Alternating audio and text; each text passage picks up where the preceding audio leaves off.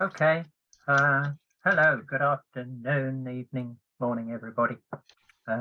Sorry, we haven't had one for a while, so we keep forgetting how to do these things. So forgive us if things go wrong.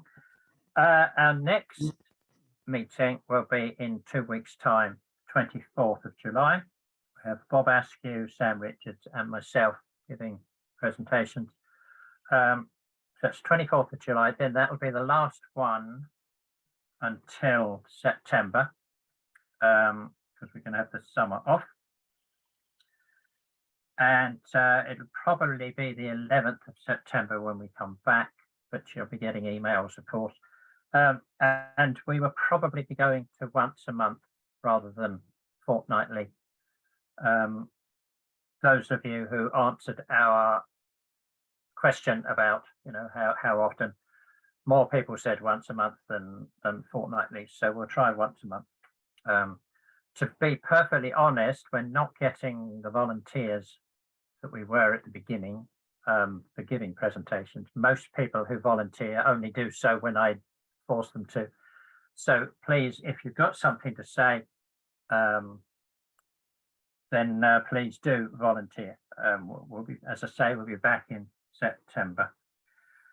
Some of you will have noticed that we've suddenly again got a Facebook presence. I mean, we've always had a Facebook presence, but Cara O'Brien, who's on my screen down in the left-hand corner, has taken over as our Facebook officer. And already people tell me it's looking very good. Don't forget that then there's the Vaughan Williams conference run by FDIS in November. Call for papers is just about to finish on that. So if you've got Vaughan Williams stuff, volunteer for that. And the TSF has a broadside day extra in October, 15th of October in Dublin.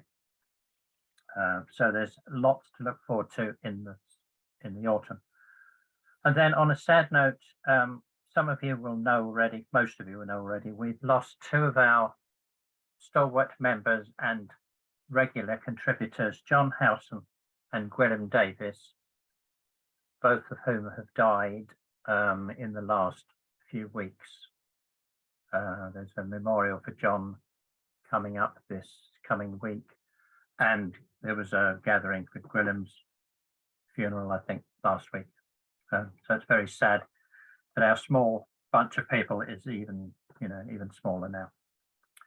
Anyway, so today we have Rhidian and Vic, and then we're going to be talking about books for a while, which of course, as an ex-librarian, that's what I do.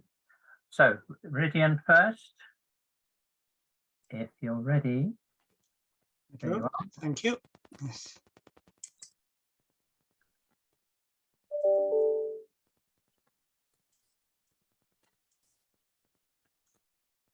Right, we have that.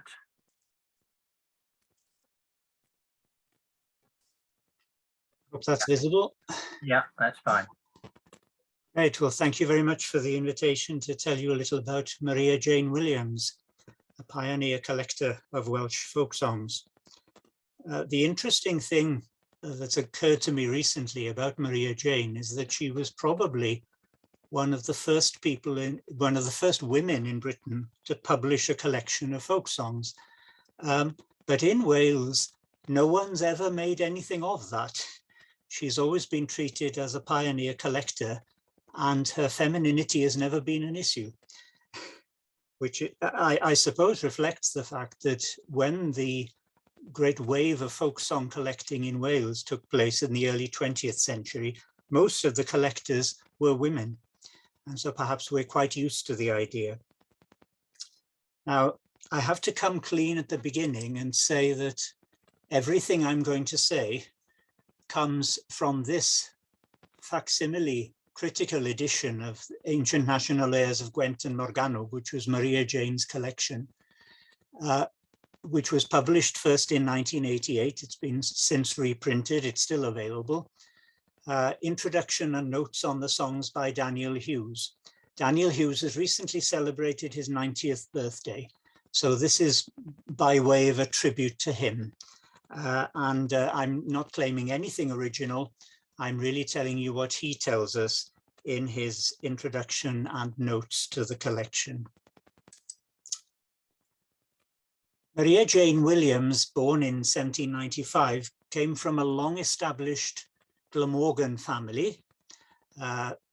They were gentry. They lived at a place called Aberpergwm in the Vale of Neath. They were pretty well off, not exceptionally wealthy, but comfortably off. And they were among the early pioneers of coal mining in that area. But as a family, they had a fondness for music and poetry. They are reputed to have been one of the last families in Glamorgan to have a family poet, a man called David Nicholas, who died towards the end of the 18th century. But certainly they kept up musical traditions and poetic traditions in the family. When her brother remarried in 1836, Maria Jane and her sister moved to live in a cottage called Ynys Las, which is near Aberpergwm, but she's always thought of as Maria Jane of Aberpergwm. She moved in quite exalted circles. She went regularly to Dunraven, which is on the south coast of Glamorgan, and Dunraven is the home of the Earl of Dunraven. Llanover, which is in Gwent, Monmouthshire, further east, was the seat of Augusta and Benjamin Hall. I'll come back to them. Augusta Hall became Lady Llanover, and so that's where the name comes from. So she moved in quite exalted circles within the range of Glamorgan gentry families.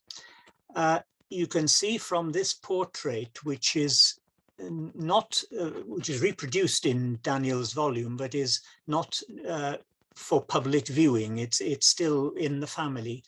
A portrait painted when she was about 20, that she wanted to be portrayed as a musician.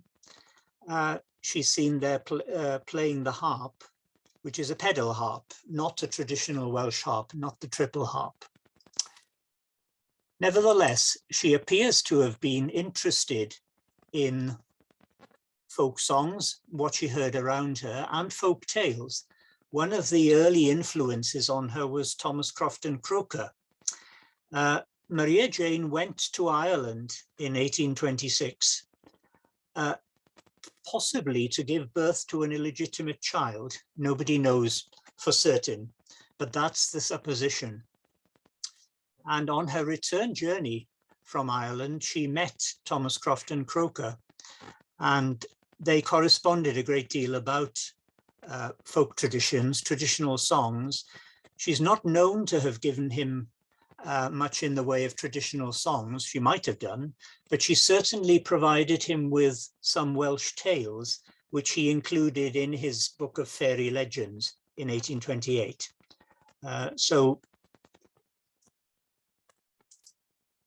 that collection does contain tales that were provided by Jane Williams, and he acknowledged that fact. Another influence on her was a Welsh influence. Edward Williams, Iolo Morgannwg, as he was known, is sometimes called the Ossian of Wales. He was a wayward genius who knew a great deal and made up a great deal. He forged poetry, claiming that it was medieval poetry, and he forged it so well that people had taken in for generations. But one of his interests was the collecting of folk songs. He was probably the first Welsh person to collect folk songs from people in Glamorgan in particular, but also elsewhere. But he was totally unsystematic. He would just write down scraps, melodies on scraps of paper, not usually record the words, And so what is available from Iolo is a collection of melodies mainly, with occasional words that can be fitted to the melodies. It's certain that he knew Maria Jane Williams and her family, and she refers to him from time to time. And she included some of his songs. Well, 2 are directly accredited to him in the collection. There may be more that reached her through his agency. So that was another influence on her. He was around until 1826, which was about the time probably she was starting to get interested in folk song. And so when she established herself at Anislas in 1836, the reason for that was that her brother, who was the head of the family, remarried and booted her out of the ancestral home at Aberpergwm to a house that in fact was built by Lord Dunraven. She lived there with her sister. She was known as Jane. We tend to refer to her as Maria Jane. She was Jane in the family, and her sister Anne, and their servants. And one of their servants was Fanny Baker, a young kitchen girl. But Fanny Baker is thought to have been Maria Jane's own daughter, her illegitimate daughter. There's no certainty who the father was. According to one tradition, it was a handsome Irish gardener. According to another tradition, it was the Earl of Dunraven himself. And Daniel is inclined to believe the latter tradition. Certainly Fanny Baker was important in the family because she inherited most of Maria Jane's estate when she died in 1873. There they kept up the practice of music and poetry. It's said that they held an annual gathering, some sort of feast for singers and dancers of the Upper Neath Valley, the area in which they lived. That's in West Glamorgan. And that was kept up almost until her last years, but from about the 1860s, into the 1870s, it appears that the local practices of singing and dancing were fading away. Other things were taking people's interest, like choral singing and eisteddfodau. And so the emphasis perhaps on traditional music tends to have declined towards the end of her life. And at the end of her life, she was seen as a rather old-fashioned hangover from an earlier age. She played the harp, as you saw from the earlier picture. She played the guitar, as you see from this picture. This is a carte de visite of hers, so obviously she used it as a calling card. She was allegedly quite proficient on both instruments and a very, very fine singer. So there's no doubt about her musicality. And she's known, apart from her collection of folk songs, she's known to have edited songs that had been collected by another collector, John Jenkins, known as Ifor Kerry, and edited those and published them in the Cambrian Journal in the 1850s. So she was obviously alive to the possibilities of making folk song available. But the immediate incentive for compiling the collection came from Augusta Hall, Lady Llanover, who was a rather extraordinary woman, eccentric but very determined. As you see, she had a long life. She was very interested in all things Welsh, and she insisted that all her estate servants should be Welsh speaking, which was becoming more difficult in East Monmouthshire by that time. But she employed harpists and poets at Llanover, and she also established a society called Cymreigyddion y Fenni, the Welsh people of Abergavenny. And these the society was interested in the promotion of Welsh literature and Welsh traditions. In fact, it's Lady Llanover who can be accredited with the interest in the Welsh costume, although she made up part of it, but it's loosely based on a traditional Welsh costume, and she promoted that, you know, the tall hat and the gown that you sometimes see little girls at school wearing on St. David's Day.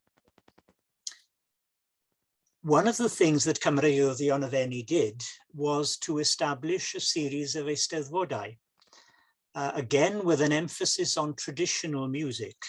There were competitions for the triple harp and traditional Welsh musical practices. And at the Llanover Eisteddfod of 1837, which was, I think, the fourth one to be held, Lady Llanover's friend, Lady Greenley, who was very interested in Wales, as she actually lived over the border at Titley Court in Herefordshire, Lady Greenley offered a prize of £100, a very considerable sum in those days, for a collection of airs with the words as sung by the peasantry of Wales. Now that, when you think about it, was very forward thinking, to have a collection of melodies with the words as sung, and the emphasis on the peasantry of Wales, implying that these should be folk songs as known and appreciated and recognised at that time. So obviously Lady Llanover and Lady Greenley and Jane Williams herself had a good idea of what was thought to be the folk music of their time. That competition brought forth two collections, not one, two published collections, because Maria Jane won the first prize, and a man called John Thomas, who lived in Merthyr Tydfil in the industrial, what was then the industrial part of Glamorgan, because Merthyr Tydfil was the home of South Wales industry. John Thomas won the second prize, or came second. I'm not sure that he got a prize at all, but his collection was published a year after Maria Jane's. But I won't go into that now, because we're talking about Maria Jane. It wasn't until 1844 that the collection was published. For various reasons, Jane Williams seems to have been a little bit apprehensive about publishing it. She was concerned about how to present the songs, whether she should have Welsh and English words, whatever. It was eventually published in a subscriber's edition of around 350 copies, I assume, because that's the number of subscribers listed in the back of the volume. You can still find the original publication occasionally. I'm lucky enough to have a copy, but it doesn't come up often on the second-hand market. It was very nicely printed by William Rhys of Llandovery, who was one of the best printers in Wales at the time. So it's homemade in that respect, but the plates, the music plates, were engraved by Dalmain and McKinley of London, because there were no Welsh printers who engraved music. I don't think there ever were people who did engraved plates in Wales. So this collection, which partly through Lady Llanover's agency was dedicated to Queen Victoria, contains 43 songs. Because the original collection as submitted to the Abergavenny Eisteddfod hasn't survived, we can only assume that it's identical with that original collection. Probably is, but we can't be absolutely certain. But it said on the title page that it originated at the Eisteddfod, to which are added the words usually sung there too, and that's quite significant. Maria Jane claims that she provided the words as they were sung, as she had heard them. Now, that's actually not true, because it's certain that the words were edited to some extent and occasionally replaced by Taliesin ap Iolo, who was Iolo Morgannwg's son.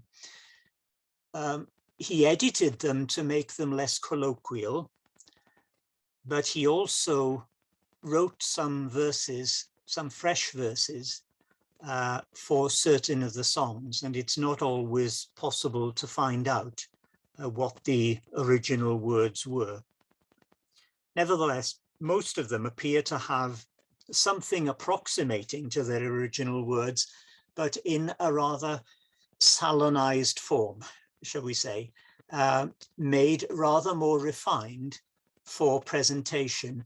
Because obviously, when you look at the way a song such as the Ferchfedydd is presented, it's presented as a solo with harp or pianoforte accompaniment. And that's true of every song in the book.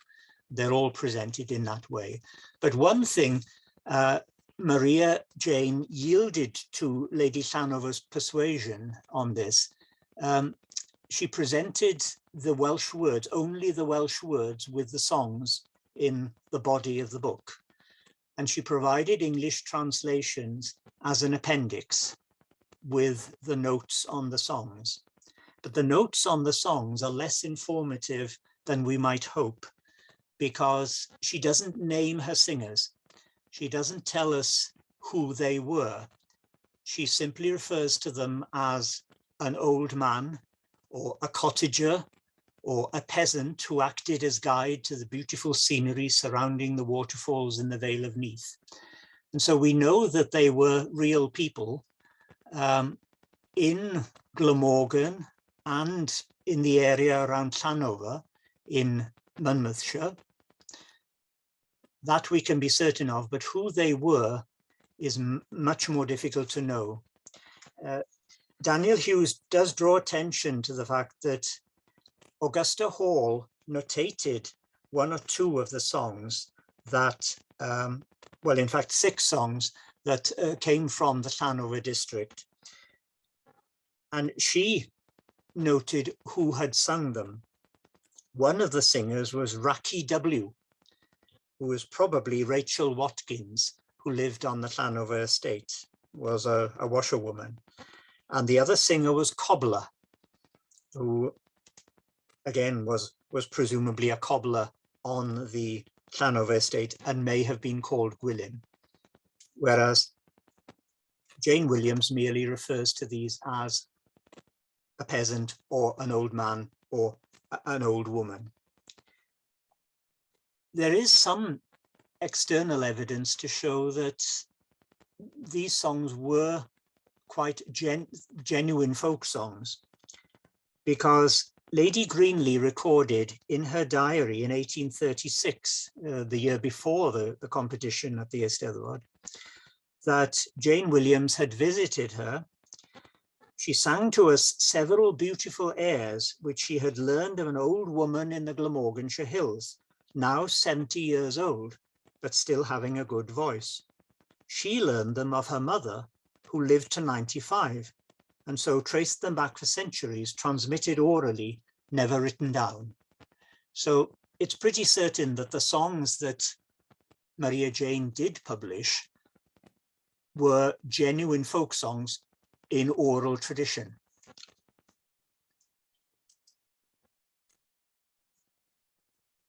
The songs themselves, as presented in the book, are interesting in the sense that, unusually for a Welsh collection, there are quite a few of them, 22 of them, which have a wide compass that's more than an octave.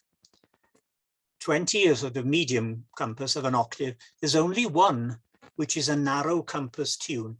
That's quite unusual in Welsh tradition, because in Wales, there's quite a high proportion of narrow compass folk songs. Something like a quarter of the known collected Welsh folk songs are of narrow compass, which is a fairly high proportion. The reason for that, we don't know for certain. Daniel suggests that it might be that in Glamorgan, the tradition was slightly different from other parts of Wales, that perhaps wide compass tunes were more prevalent. It may be just the accident of collection. But the interesting thing is that John Thomas's collection, which was published the following year, the runner-up in the Eisteddfod competition, does also contain a number of wide compass tunes. So that may be something peculiar to South Wales. They're also presented with ornamentation. You can see some examples in this song, Glyntawi. The ornamentation again may be added editorially, but considering that John Thomas's songs do also have quite a bit of ornamentation, it may be that ornamentation of that kind was common in that part of Wales. When folk songs were collected in the early 20th century, very little ornamentation was found in the songs known. Whether that again was a geographical difference or whether the practice of ornamentation had just faded away by then, we don't know.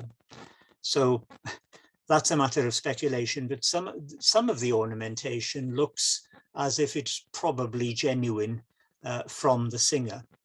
On the other hand, Maria Jane, like many people who'd been educated musically in classical forms, didn't understand modes.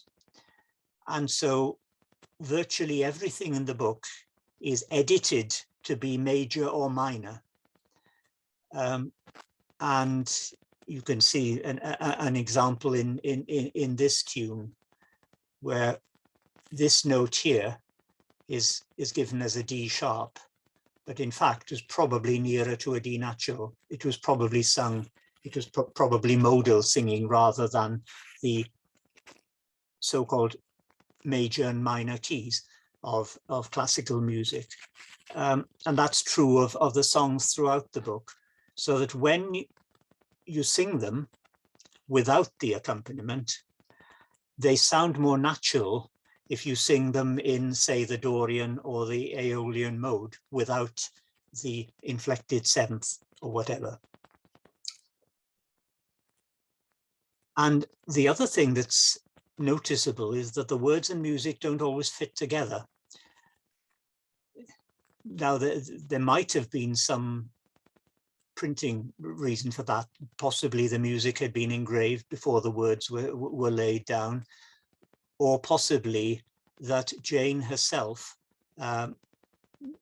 wasn't quite clear as to how the words should fit the tune. So obviously there were some weaknesses in the way that she collected, weaknesses from our modern perception of collecting. Nevertheless, what we have is for its time extremely valuable.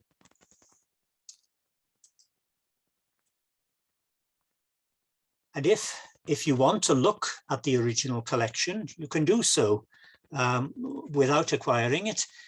You can go to the website of the National Library of Wales. National Library of Wales has digitized the original edition of 1844, and that's the permalink to it.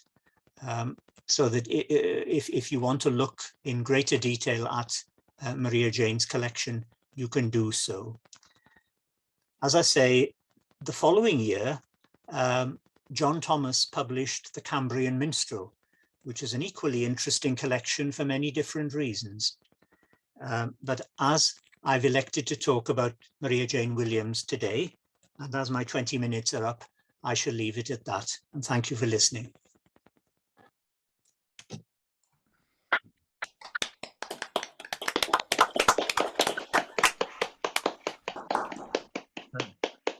Thank you, Rhidian. Great start to the day.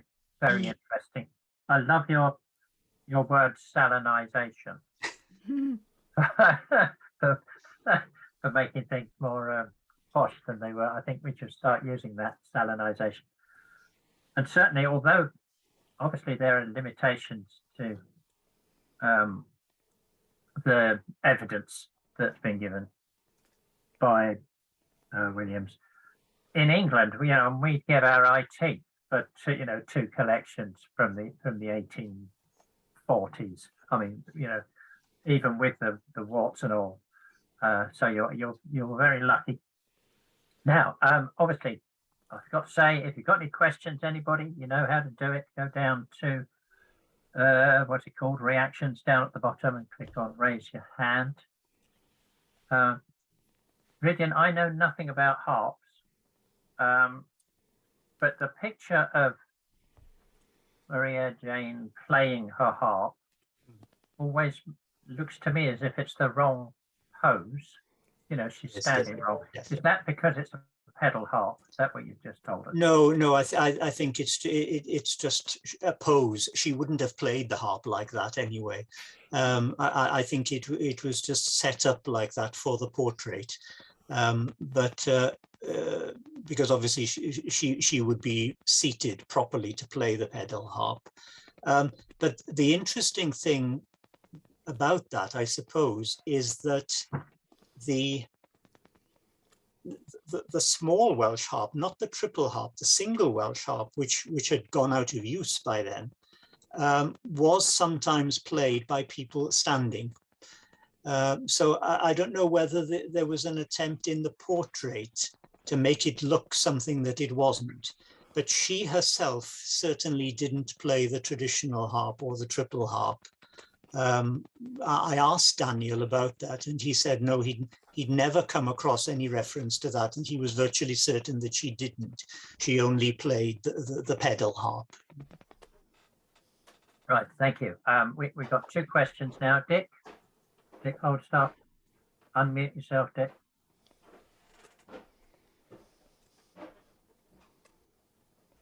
There, I'm unmuted. There you are. Yes, very, very interesting, and I really enjoyed everything you had to say.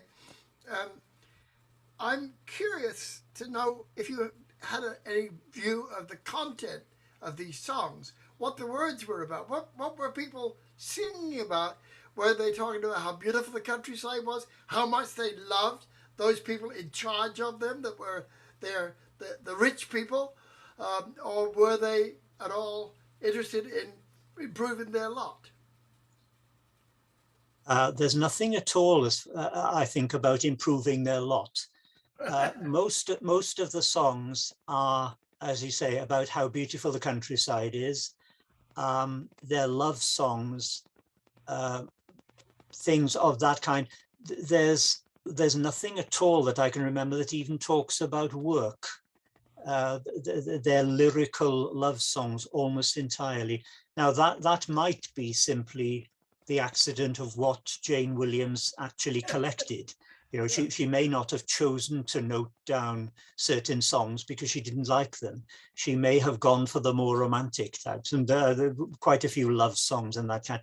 But yes, they're mostly of that kind. Nothing to do with really with the life of the peasant or anything to do with improving their lot. No, sadly not.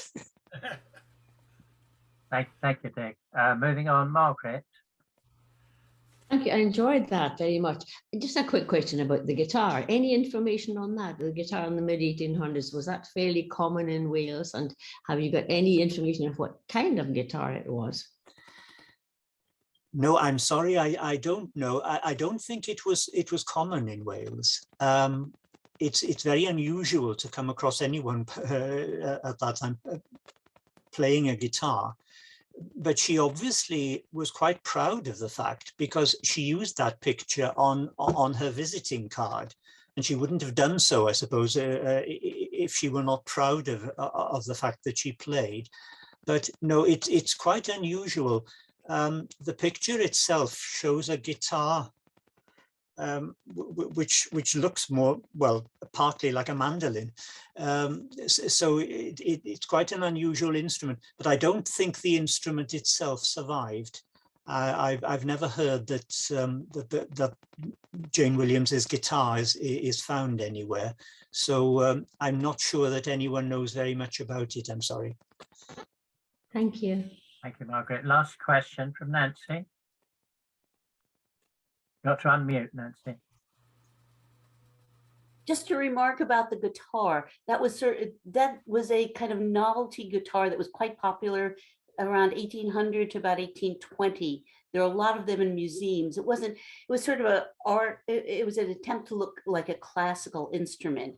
So it was sort of a lyre guitar, and there are numerous ones made on both sides of the Atlantic, but they didn't hold up very well, and they didn't prove terribly popular. It was sort of a novelty instrument at the time. So if she was playing a guitar, it very well might not have been that one. That might have just been her most attractive guitar for purposes of a photograph. Oh, thank you very much. Thank you, Nancy, and thank you, Rhidian. That was excellent. Learned a lot. And we're going to move on to Vic now, who's going to talk about life and death and Alan Lomax. So over to you, Vic. Right, I'm going to share my screen.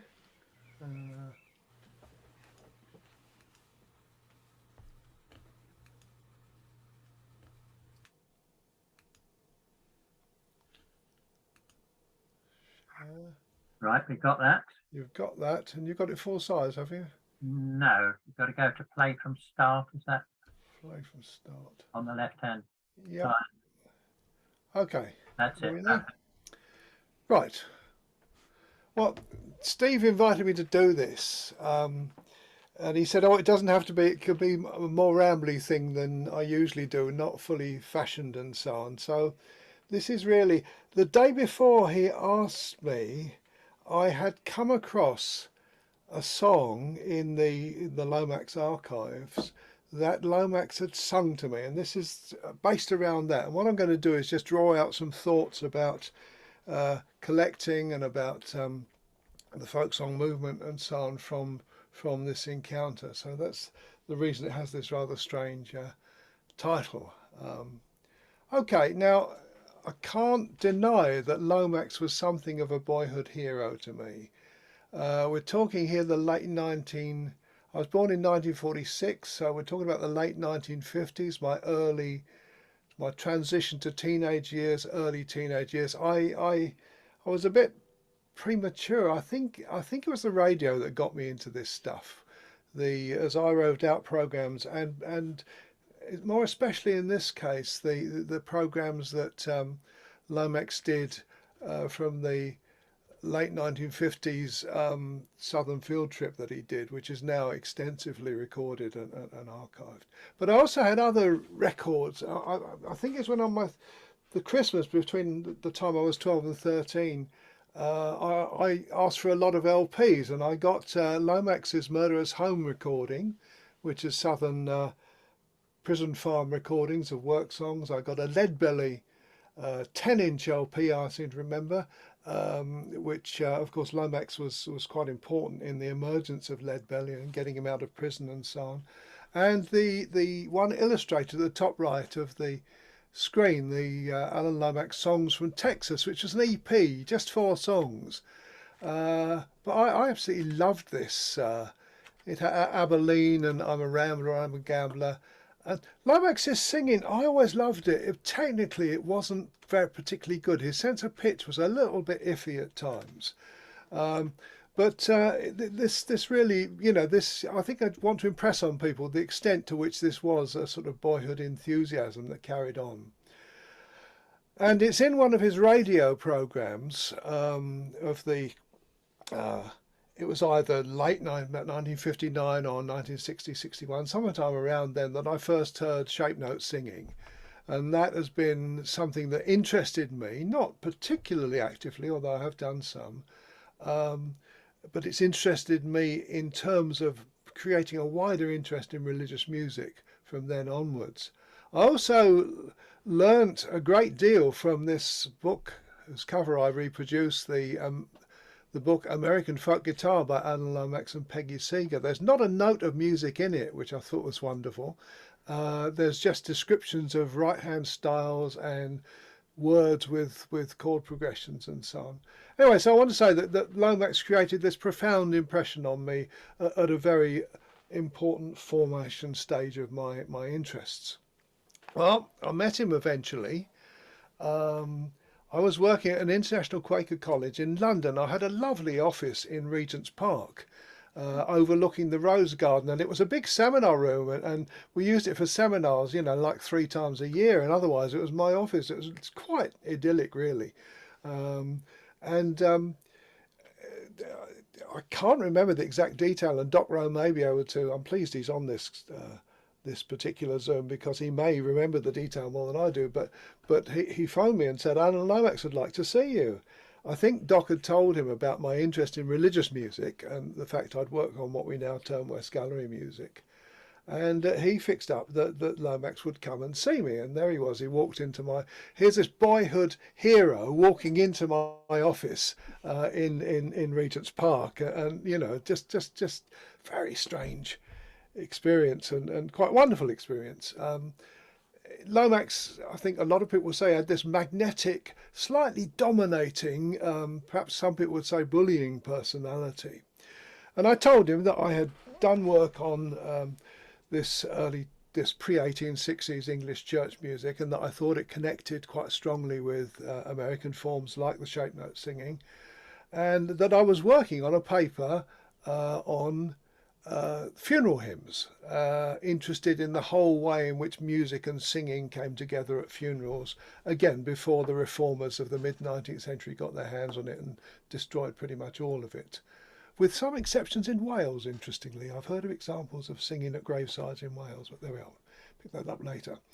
So Lomax was largely unaware of these musical antecedents to shape note. He came to see me one day, he came to see me the next day, because I didn't have recordings with me, and I brought some from home the next day, and he signed the signed copy of his folk song Style and Culture, which I had a copy of. So this was all quite interesting and quite something. Okay, I tend to write my lecture notes on the screen so that it's a habit I got into for the students that never turned up at the lectures and wanted to know what was going on. So don't worry about reading this necessarily, but if you want a copy of it, you're very welcome to it. So, of course, Lomax has been criticised on many fronts. The nature of his collecting, the selectivity, the whole cantometrics project has been found to be quite... I don't want to go into that really, because I want to say something different. There was a paradox to this meeting with Lomax. He set off my interest in religious music, in finding stuff like shape note singing in England, in old manuscripts mainly. And he tended, it was a bit more subtle than that, but he tended to subscribe to the idea that this was America's music, and, you know, it come out of, you know, something to do with the English. Here's a quote from him. The editors of the early New England hymn books largely included the more formal hymns and songs from British sources, but from time of the Revolution forward, more native and more folk originated material was included. So it becomes this idea of this very strongly created American idiom. But he was genuinely interested in my research. There wasn't any you know, putting down about it. He was genuinely interested. He talked about sort of grand schemes that we might work on a film together and so on. It never came to anything, but there we are. For some reason So I want to say something about the general tendency there's been in a lot of the research and relate it back to Lomax. I mean, there's a tendency to find flaws from people in the past and condemn all their works because of something you don't like about them. I don't like bandying terms like political correctness around, but there's a sort of ahistorical attitude that says, oh, you know, because he had this problem with his outlook, we should, you know, discount all his work. I mean, this comes over particularly when we discuss Cecil Sharp, and so I think that you've got two extremes: the Douglas Kennedy religious language discussing Sharp, Sharp you know, as this going on pilgrimages to discover songs, is equally as damaging, I think, as Dave Harker's almost total condemnation of Sharp and all his works. And I think it's often linked to a failure to understand something of the historical context and the intellectual formation of people in the past. You know, this is bandied around, for example, that Sharp was racist. You know, but the English ruling elite and the middle class almost universally were racist in the Edwardian period. So I want to make this. This is there's 5 reflections from this sort of thinking around this encounter with Lomax. I mean, past collectors and scholars can usually be found to have problematic aspects to their work. We've just heard about some of it.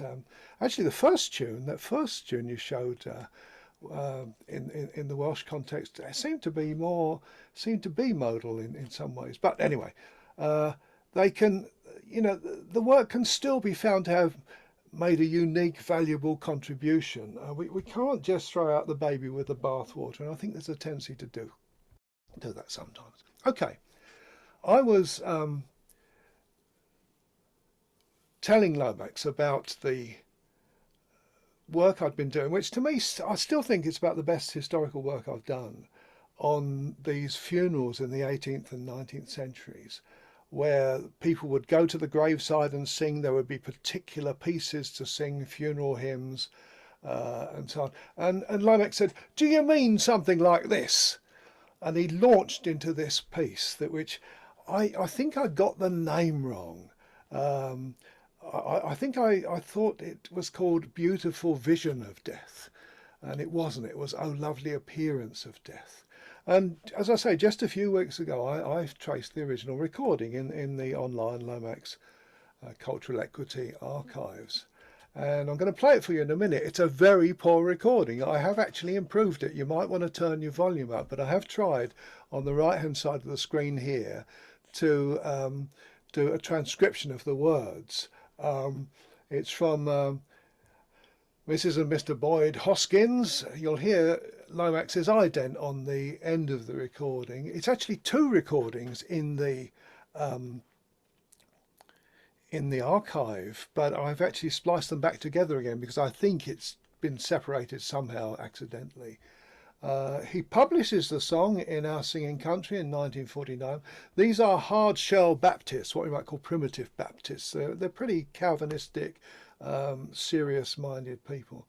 I mean, you'll hear in the singing a lot of aspects of Appalachian style, the full voice in the singing, the held notes at the beginning and end of the lines, the quite rhythmic, but then they go to the held note. It's very interesting musically. The way that it seems to me to end on the second note of the scale, there's a lot of interesting musical things about it. So I'm going to play you this recording. Do turn your volume up if it's a bit ropey sounding. It is a pretty ancient recording, but as I say, the words are on the right hand side, so you can at least follow along. Oh, lovely. Imagine Lomax coming into my office, boyhood hero enters office and starts singing this at me in his what I think is quite a wonderful way of singing. Peggy Seeger said to me that the thing about Lomax, he's always been sorry he wasn't black. I don't know how serious to take that, but it's sort of an interesting observation. If I can get this going, we'll go.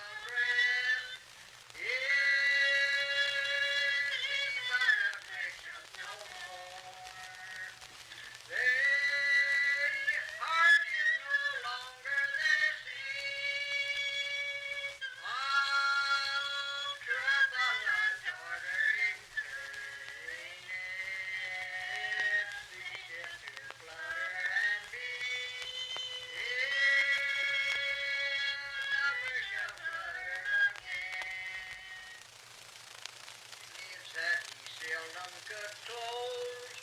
My sorrow forbidden to sleep shall have in eternal repose. How strangely forgone to me. They fountains can be so blind. They holler from waters are free. They care for no one from their lives, and evil they never shall see.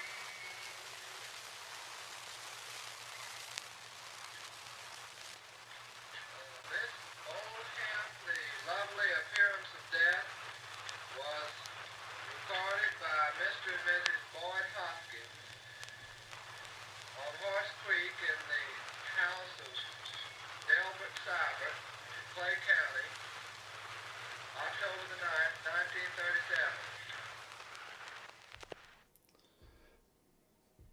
So there we are. Actually, these are set out as 4 lines, but so we got 3 verses. It's about half the text that's there in the 18th century version. I just want to have a look at this text for a minute, and I've highlighted certain things about it.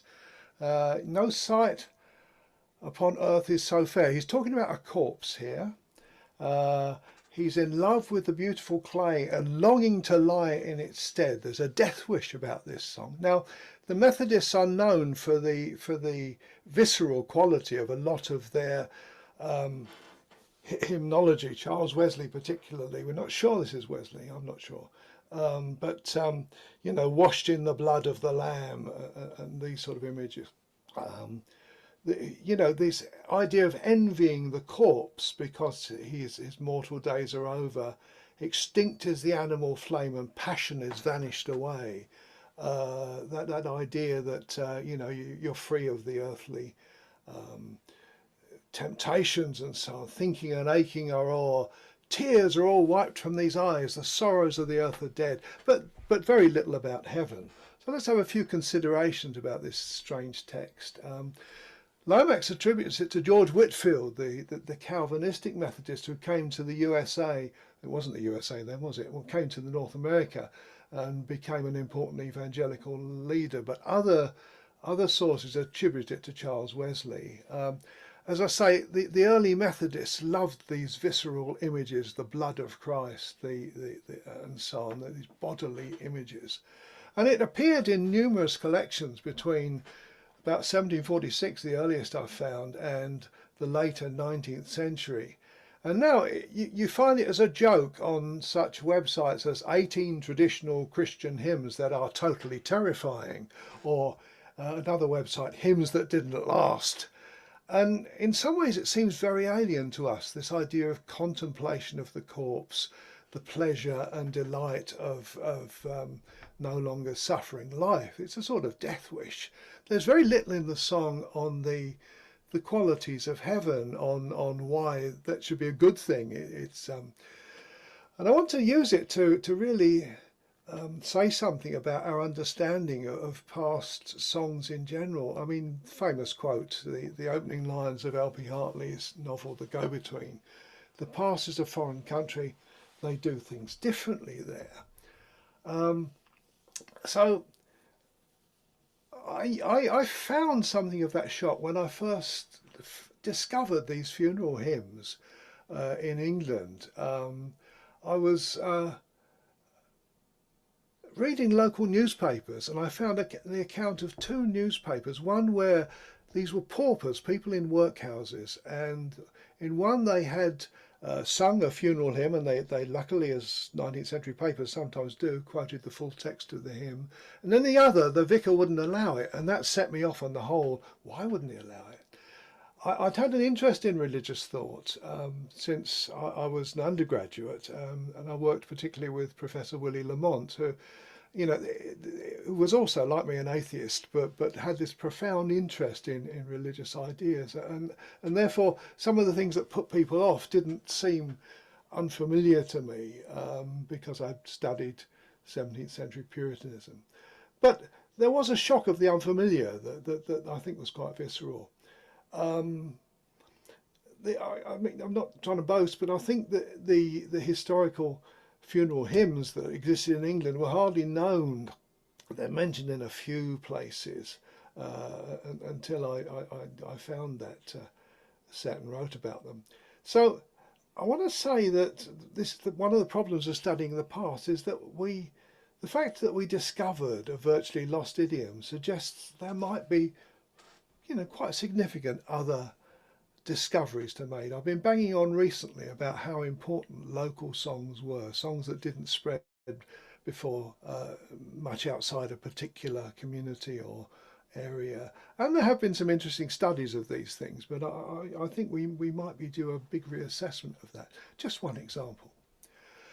So the past is so different, I would argue, that we never can fully understand its complexities and its immensity. And so some people then say, some of my ethnomusicology friends, well, why bother to study the past? Just study what's going on, you see. But I think there's a very simple answer to that. If we don't study the past, we have a great tendency to invent it.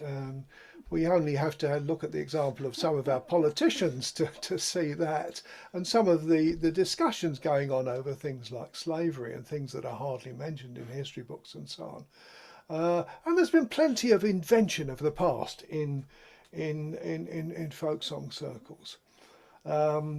Again, if I come back to Cecil Sharp, difference between Sharp and Kidson was amazing. Kidson would investigate the origin of things. I wouldn't say he was a wonderfully progressive thinker, but he would investigate the origins of things. Sharp talked about literally he talked about the myths of the past and things like this. So what else don't we know anything about? We don't know what we don't know. That's a problem. And so we need to be modest about the claims we make and what we claim to know. It's a famous adage, but it seems to me absolutely true, that absence of evidence is not evidence of absence. Things might have been going on that we knew nothing about. So historical research illuminates our ideas about the past, but it cannot reproduce the past. We can only shine a bit of a torch in a dark woodland and see some of the things. So I would argue, this is reflection 3, that the past is radically unknowable in a deep philosophical sense, but that is not a reason for not studying it. I often use this quote from Patrick Joyce, which seems a bit technical, so I would quite like to just tell you what I understand by it. So Joyce says, the events, structures and processes of the past are indistinguishable from the forms of documentary representation, the conceptual and political appropriations, and the historical discourses that construct them. Well, what does he mean? Well, we've got 3 things going on, it seems to me. We have the evidence, we have the song as collected, for example. This is the stuff that's left over from the past. It could be a statue, it could be a building, it could be a historical document. We have the uses of the past made by different people, and here folk song study tends to use this notion of tradition in a often unproblematic way. I mean, I don't believe there was any one tradition at any one time. I think there were different elements of traditions, if you like. But that's a real key word that we need to unpack. And then we have history, and that's all the historical discourses, the books, the articles, but also the films and novels, the Walter Scott, the Charles Dickens and so on. I can't think of the French Revolution, I've been talking about this to people, without, what's she called? Madame Defarge sitting there knitting in front of the guillotine. So my work has been trying to reconcile these 2 traditions, or at least bring them to some sort of accommodation. And if we look in folk song scholarship, we find a whole tradition of people that have influenced me or been important to me, going right back to Percy, Walter Scott, but these have been the sort of people that have built that scholarship, through to Sharp, Kidson, Vaughan, Williams, and then beyond, of course, into A.L. Lloyd and so on. And in social history, we can go back, but to me, the key influences have been E.P. Thompson, which a lot of people have looked at and read, but Keith Thomas, Witchcraft and the Decline of Magic, it was a fantastically important book to me in the early days, although it's not particularly to do with song. So I think that we can sort of generally make a distinction in folk song scholarship between two things. The arch romantics, and here we start with Percy, it goes through Child. Lomax, I think, is a romantic. Some of his prose is absolutely purple when you read it. Lloyd, Sharp, Vaughan, Williams. And then we have a different tradition. This is what I call the empirical historical tradition. Goes back to Joseph Ritson, whose words steamed off the page sometimes. Chappell, who was interested in background. Kitson, who wanted to build on Chappell. Alfred Williams, who was interested in the culture of the villages and so on. So the social historians sometimes made known previously concealed aspects of history and popular culture, and some of that is quite exotic and quite unexpected. So going back to Lomax, I've not got time to play this, but I want you to all go afterwards and listen to a song that he recorded on the prison farm in Louisiana, Tangle Eyes Blues. It was on the Murderer's Home LP, but you'll find it on the internet. Listen to it. It's a field holler. It has free rhythm. It's a variations on a melodic idea, but he uses whoops and hollers as well as singing, and he's talking about his life. It's absolutely fantastic. If I want, one item from my desert island discs, that would be the one I would take. So, and Lomax made some recordings to me that are just surprising when I heard them. They still manage to surprise me sometimes.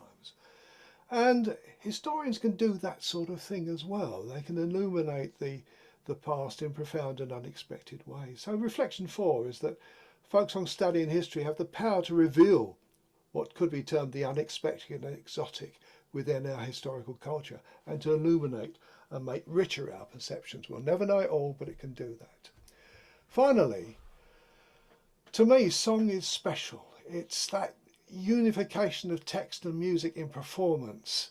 We just heard an example of it. Not everyone feels its power in the same way. I mean, I know people that, they like playing traditional tunes, but they don't even like listening to songs and so on. I find that strange, but people are different. And so Lomax gave me some of my most profound, formative musical experiences. I mean, just cite some examples of them. The singing of the Georgia Sea Island Singers, the Sacred Heart performances, the prison songs, some of the solo singers that he recorded, and absolutely wonderful singers from the Appalachians and so on. And we can rightly criticise him for some of his inaccuracies, some of his excesses, and as with other pioneers, I think this should be done without denunciation. I think the gift to us is really important. So I'm pleased I encountered Lomax through his work and finally in person. And all I can say is that he enriched me greatly, and thank you for your attention.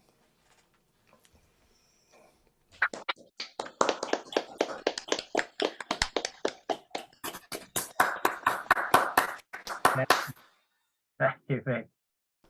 Vic said he'll just throw something together, throw a few thoughts together to help me out, but that was splendid. And as always with Vic's presentations, it's given me more things to think about than I've got room in my brain. Yeah. Vic, it reminds me of the bit at the beginning, reminds me of a pop song, was it the 1930s? Ain't it grand to be blooming well dead? Yes. You remember that? I have a whole book called Death Songs on my shelves here, which is basically goes through a lot of pop songs that are about leader of the pack and so on. I mean, it's been a constant theme. And traditional songs are full of death. Come on, we know that. Yeah, that's true. And yes, and certainly I agree with you about the baby in the bathwater. That modern scholarship does tend to do that. We get so critical that everything gets talk about. Conrad has his hand up. Conrad. Unmuting, sir. Yeah. I'm here, right? Yeah. Very nice presentation. Alan Lomax has many, many different angles and many different contributions of different kinds. Some of them good, some of them terrible. But anyway, the idea of songs as being sung is the most important part. We're not worried so much about where the songs have been, are going, or when they came from where. So it's worth thinking of them as songs being sung, comparable with a framework, and we need an understanding of how songs work before we can go into where they have been and how they have come about their origin. One part of the death tradition is that it's a big tradition, and these songs come from a whole tradition of graveside and other funeral work. I would suggest you turn to Alan Jabbour, the late fiddler and director of the Folk Life Center, who wrote a great book on folk ways of decorating graves, Decoration Graves Day, and he makes a lot of reference to the whole ritual. So they fit into this puzzle of being on the mountain all day, nothing but to do but gaze on a corpse. Of course, you're going to meditate on the nature of death a bit, but it's always good to plug these into the whole framework. When I look at these things, I look at them also as reaching into the darkness to find what we know. It's not there, obviously there.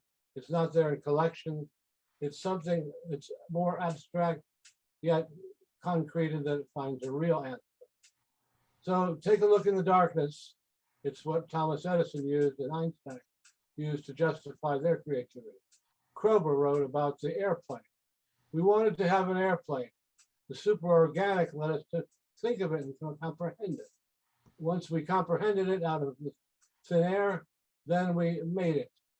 It had to be seen in the air first, what he called the superorganic. An interesting but overturned concept, but a good help to see what I'm talking about. So anyway, have fun and enjoy the summer. Thank you. Thank you, Conrad. Remember the glorious 12. Can I move straight on to Tim's question? Tim Johnson. Yes. Oh, thank you very much, Vic. That was really interesting. I just wondered, do you have a reference or two for your work on the graveside hymn singing? Yes, it's really in. There's an up-to-date version in my book, Desire, Drink and Death. That's enormously expensive, but the earlier version is on my Academia Edu website. You can just download it, and it was in the Folk Music Journal in 1988. Oh, fabulous! So you know, but drop me an email if you want anything more. You know. Thank you. Excellent. Thank you again, Vic. No more questions. That's good, because we've got to move on. Two really good presentations. Thank you very much, both of you. So the last session, which is going to have to be a lot shorter than we thought it was going to be, because we've allowed ourselves to rabbit on a bit, is the book club. And Martin is going to start us off, and then after him, Vic wants to say something about the Hamish Henson book, and then Brian promised us a bit of Ross Cole, and then a bit from me, but we'll probably cut out the bit from me because we'll run out of time. So, Martin, to start with your piece. Steve escapes again. I do. I'm a shameless lover of books as physical objects, a bibliophile. I love the sight, touch and smell of a good leather binding. And as an amateur bookbinder, I enjoy exploring the innermost workings of books, disassembling them and putting things back in order. And when an interesting binding conceals good content, that is a double delight. Such a book is John Ashton's Real Sailor Songs, published in 1891. Now, you may already know Ashton's name from other books such as Modern Street Ballads and A Century of Ballads, but we know little about Ashton himself. He was born in London in 1834, where his father was a shipbroker and his mother, perhaps rather surprisingly, was a gunsmith. His early years are something of a mystery. His father died when Ashton was only 6 years old, and in his teens he worked with his mother making guns. We don't know whether he had any further education, but in 1871 he was the secretary of the Aylesbury Dairy Company, a major supplier of milk in North London. He never married, and for the greater part of his life he lived as a boarder at a series of addresses in North London. The 1881 census gave his occupation as literary, and his first recorded publication was Chapbooks of the 18th Century in 1882. This and subsequent publications were the product of long days in the reading room at the British Museum, picking through old publications and patiently sifting out interesting anecdotes and illustrations.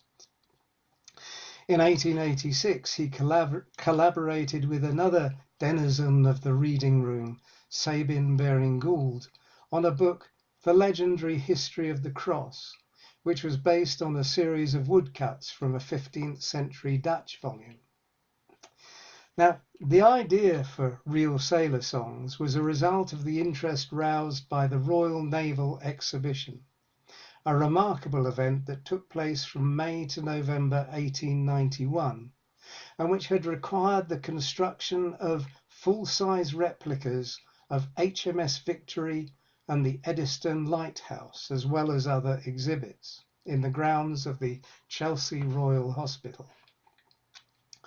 The book was launched by the Leadenhall Press in October, in good time for the Christmas trade for which it had been designed. It was well received by reviewers, who complimented it for its lavish presentation, though some reservations were expressed about its size and its weight. Oh my God. Let's just start the presentation at this point so you can see a bit more clearly what it's like. Hold on. I can't remember how to do this. It's been too long.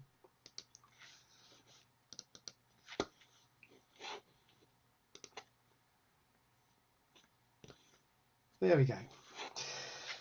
Okay, so the book is folio size and half bound in vellum with a printed paper front and back, which includes a golden crest and decoration.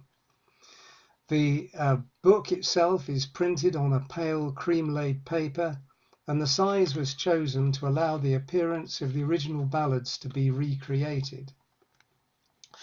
There are over 200 illustrations. Whoops, why has that done that? Oh, I know why it's done that. Drawn from woodcuts contemporary to the songs. Several of the ballads are printed as if they were slips, and these are mounted on brown paper stubs. 2 garlands are included as folded sheets, also pasted onto stubs in the same manner. Now, this complex structure is quite difficult to replicate, and when John Forman, the broadsheet king, republished the book in 1873, he opted for a much simpler approach, with only the 2 garlands reproduced on blue paper and pasted onto stubs. Now, as well as Ashton's preface in Forman's version, there is an introduction by A.L. Lloyd, which raises the obvious question: in what sense are these sailor songs real? And the answer is not really. Many of them were written for the London stage by known composers. Though Ashton asserts that all were sung by sailors, there are some that you would say, I don't think that was heard in the forecastle, though perhaps it was sung in the wardroom. No matter.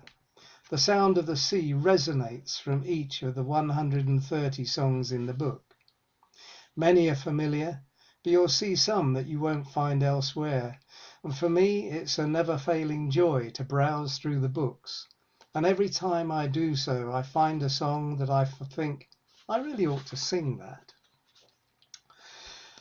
So that you can share my pleasure, I've put a PDF copy on the Rare Songbooks page of the TradSong website, and I'll put a link in the chat.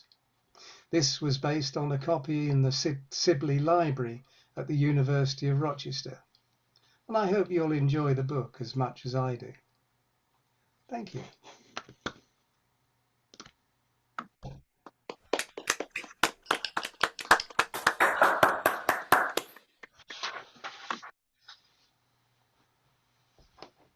Tell me if you, I don't know what it is about sailor songs that everybody always says, well, the sailors didn't sing them. So what? I mean, there are books of, you know, there are songs about murders, and we don't say, oh, well, murderers didn't sing them. Yeah, or milkmaids or ploughboys. It's only sailor songs that everybody says, oh, the sailors. Who cares whether sailors sung them? If somebody else sang them, and it's about sailors, that's good enough for me. Anyway, Vic, a very late entry into the book club, because he emailed last night and said there's a new book about Hamish Henderson, which I haven't got yet. So, Vic, could you tell us about it? You've got to unmute, though. I'm unmuting myself. Yes, this book is very recently off the press. I received a copy to review for the last Living Traditions, and it's really quite close to the deadline I got it. So I read it and I thought about it, but I haven't really had time to think about it. But it's about a very important man. It's based on a painting, a supposed painting of Hamish in what his office at the School of Scotland might look like. It's not the actual office, but it's supposed to be quite untidy, his desk full of papers and not organized. And in the background are pictures, paintings, statues of people who are significant in his life. It includes Pete Seeger, Jeannie Robertson among the singers, and then there's also Mandela, McDermott, Graziani, Gramsci, and the wartime picture of Captain Hamish Henderson himself. Now, there's a lot of, the editor is Charles Naismith, who is also the artist. I think this was painted in 2014. Actually, Margaret Bennett probably can tell much more about it than I can. So I'm going to actually, if she wants to take over for me, I'll be very willing for that. But I was totally fascinated by it. I've got other books that I've got on my shelf. I've got the Alias McAlias, I've got the Timothy Neat biographies, the Armstrong Nose, and the collected poems and songs, and Born on a Caribbean Stream. So I've read quite a lot about Hamish Henderson, but this added to that quite a lot. It reminded me all the essays seemed to be coming from a different angle, and I was thinking of a theodolite on a high point, trying to look at a multifaceted mountain, and that's Hamish Henderson. That's the impression I got, my initial impression of it. It's the most impressive essay to me was the one by his daughter,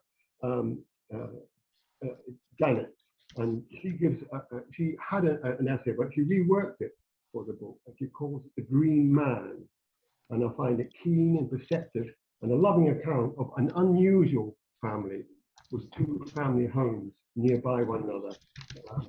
And she's full of little lovely, quotable article things. She says, life was never boring with Dad. In fact, I think Dad never uttered a boring word in his 81 years. So there's a lot more I could say about it, but it's actually helped to move my opinion on Hamish, because I have to say that initially I was sort of poisoned against him, because when I was a young man and first came to Sussex, I met Isabel Sutherland, who actually had a very poor opinion of Hamish and told me all sorts of stories about the man that really put me off. And it took me some time. I have met him a few times myself, and gradually I came to think of it. I mean, clearly a very complicated man, and in his family life and his dealings with other people, but nevertheless a man of multi-talented and a lot of importance in which comes out in the book. His work on Scottish Home Rule, Anti-Polaris, all the various academic work he did, the great collective, and his arguments fleshed in with McDermott and so on. So there's a great mass on this book to cover. Now it does seem it's printed by the Fife Global Press, and if you look on the internet, you'll find no website or even an email address for the Clyde. So I imagine it's by Charles Naismith himself, and actually it's quite difficult to actually find. When I was doing the review, quite difficult to find a contact, because there's no publisher's contact, and I managed to find an email address for that is all, charles@naismith, nasmyth.org.uk, as the only contact of getting this book. And I wonder if Margaret would like to add anything to what I've already said. Yeah, could I, before you speak, Margaret, could I ask you, Vic, could you type in the title and yes, I will do stuff into the chat? And the thing to know, because this threw me for most of the afternoon, is Naismith is spelt with a Y. The Smith, the Smith in the editor's name is SMYTH, Naismith. But Margaret, would you like to say something? Yes, Vic, you've actually summarised it very well. Charles Naismith he's an artist and painter, and he never met Hamish. No. What happened was he met Hamish's wife, Ketzel, who's still with us, at an exhibition, and another artist, Richard DeMarco, who founded the Fringe Festival, said, "This is a woman you ought to meet. You should paint Hamish Henderson." And so Ketzel gave him all those photographs that are on the wall, Gramsci, Mandela, people who were significant in his life. And she described the office. And he then wrote to people who knew Hamish to ask for an essay. I initially declined. I said, "Look, I've written 4 essays about the man already. What else?" He said, "But we want to know what he was like as a friend, as a colleague, not something analytical about his work." So I did, and I had somebody interview me about what it was like. So stories that you would never ever hear. But there was something the desk, by the way, was every bit that untidy. And the dog at the window, he was a remarkable man. I worked with him for 15 years and thought, first of all, well, maybe this is a dream come true, or maybe he'll be a grumpy, horrible old man and there'll be a nightmare. Absolutely not. He was a most remarkable colleague, essence of politeness, and it's really a lot of nonsense has been written about him, including his communist leanings and his Gramsci connections. People never pick out the fact that what he said about Gramsci was this: the language of the people, whether it was Sardinian or whatever it was, or Welsh or Gaelic, speak to the children and sing to them in their own language. They will learn Italian or English fast enough. So it was the wider cultural aspect of Gramsci that doesn't come across in the other writings. So this was an opportunity to put some of that out there. And Naismith, he didn't go with a publisher that might have published it. He is absolutely new to publishing. And his idea was, he's an artist and he wanted to have dozens of pictures in it, which he does. Some of them his own work, and others photographs, some quite significant ones that have never appeared. And so he wanted to lay it out himself. He wanted to have complete control. So that's what he has. And it's an A4 size, which is rather large for the shelf. But if you want, he will send you a copy at the cost of the postage and the price of the book. And the book, is it £25, Vic? Can't remember. But it's £20. £20. Well, yeah. It is a remarkable book. Alison McMorland has an essay in it. People who were close to him, people he met in the pub, somebody of the workers' union, they have an essay in it, and people who demonstrated for democracy, they have essays. So it's a much different, and I'm so glad that you got this to review just in time before the Living Tradition closes. But the desk was that untidy, by the way. Made me feel good about mine. Thank you, Margaret. And please, Vic, put that email that you've read out, put that in the chat for me, because otherwise I'll never find the book. Doc's going to say something. Yeah, I just put a piece in the chat, but Hamish's bookshelf in the university was one of the wonders of the modern world. The books, instead of being stacked that way, tend to be stacked that way. And I said that, you know, I remember him once going for a book at the very bottom right-hand corner of this pile, because that's what it was, and pulling out the book, and I stepped forward anxiously because I thought the whole lot was going to come down, and all these books sifted themselves comfortably and settled. It was quite remarkable. And Margaret and I shared many a trip and conversation. Yes, his filing system was a bit like that. At one time, he was describing his, he captured Mussolini's general, Galtieri, and he said, I have the letter, the surrender letter here, and I've got the speech I wrote for him. It was in Italian. I translated it into Scots, and of course, and he rehearsed the pipe band in the Colosseum, 5 battalions of pipers. So when at the fall of Rome, he's a hero in Rome. There's a Hamish Henderson club. This is all lost to the world of the real Hamish Henderson. And it does come across, yes, thank you, Gonzalo, in the book. But yes, and he pulled the letter out of this pile on his desk. He knew exactly what it was, but it's all boxed up now, and it's in the special collections of the University of Edinburgh, who took about 10 years to decide whether they wanted the stuff or not. That's a fact. And they wouldn't buy any of it. I mean, they were very, very reluctant, simply because of bad rumors. And Doc knew him very well. Wasn't he remarkable? Doc. Yeah, I mean, superlatives are very difficult to use, really. I mean, he was an extraordinary character. Yes. I mean, we were very much kindred spirits. We of course first met in Padstow. And funnily enough, a few days ago, I was talking to somebody about the merits of eating porridge. And Hamish and I regularly, when we were in company, we would talk to each other as if we were, you know, qualifying porridge. And I fear that there might be hundreds of people all over this country who really believe that we eat porridge standing up, facing east, with a dram of whiskey. But I still stand up and eat porridge in homage to Hamish. So bless him. Anyway, more later. Thank you. Thank you for that. We've run out of time. Brian, would you mind if we hold you over until another day?